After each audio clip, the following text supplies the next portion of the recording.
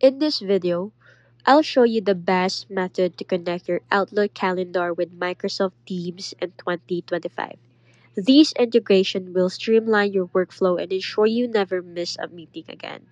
First, ensure you're signed in into the same account in the both Outlook and Teams. Your calendar events will automatically appear in Teams under the Calendar tab on the left sidebar. When creating a meeting in Outlook, click Teams Meeting in the ribbon. This adds a team link directly to your calendar invite, making it seamless for attendees to join. In Teams, click the calendar icon to see all your Outlook appointments. You can create new meetings directly from Teams and they'll sync back to Outlook instantly. Enable desktop notifications in Teams settings to get alerts for upcoming Outlook calendar events, ensuring you're always prepared.